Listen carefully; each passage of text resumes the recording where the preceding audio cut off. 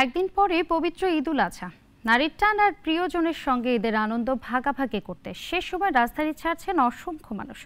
উত্তরের যাত্রায় যানজটে কিছুটা ধীরগতি থাকলেও দক্ষিণে ফাঁকা সড়ক। প্রতিনিধিদের পাঠানো তথ্য এবং ছবিতে আরো জানাচ্ছেন সিরাজুম মুনির শুভ। ঈদযাত্রায় টাঙ্গাইলে মহাসড়কে অতিরিক্ত পরিবহনের চাপ ও বঙ্গবন্ধু সেতুতে রাতে একাধিকবার টোল আদায় বন্ধ থাকায় ৮ কিলোমিটার অংশে ধীরগতিতে চলছে যানবাহন। এলেঙ্গা থেকে সেতু পূর্ব টোল প্লাজা পর্যন্ত সড়কে কোথাও যানজট, আবার কোথাও ধীর গতিতে চলাচল করছে গাড়ি। এর মধ্যেই বঙ্গবন্ধু সেতুতে টোল আদায়ের নতুন রেকর্ড হয়েছে। গত ২৪ ঘন্টায় আদায় হয়েছে ৩,৮০,০০,০০০ টাকার টোল। এ সময়ে ছোট বড় বিভিন্ন ধরনের ৫৩,৭০৮টি যানবাহন পারাপার হয়েছে। এদিকে গাজীপুরের অধিকাংশ শিল্প কারখানায় আজ থেকে ছুটি শুরু হওয়ায় যাত্রীর চাপ বেড়েছে। ঢাকা টাঙ্গাইল মহাসড়কের শফিপুর উড়াল সড়ক থেকে চন্দ্রা পর্যন্ত থেমে থেমে চলছে যানবাহন। অনেক জ্যাম, অনেক বলার মতো না। উত্তরগঞ্জ থেকে আসছি, মোটামুটি রাস্তার পরিবেশ ভালো, গাড়ি অনেক জ্যাম।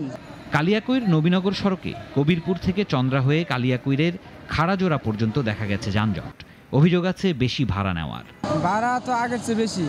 আগে তো আমরা খেতাম ৩০০ টাকা করে, এখন যাইতেছে ৬০০ টাকা করে। ৩২০ টাকা ভাড়া, তাহলে তো ৩০০ নিলে বেশি কই।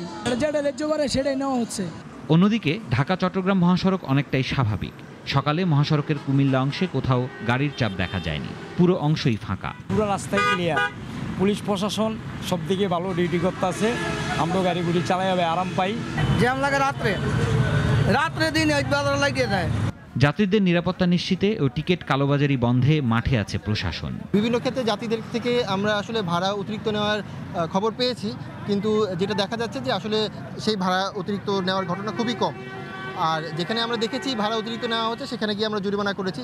শৃঙ্খলা রক্ষায় মহাসড়কের বিভিন্ন পয়েন্টে কাজ করছেন কয়েক ডজন নির্বাহী ম্যাজিস্ট্রেট। সিরাজুম মুনির শুভ, নাগরিক।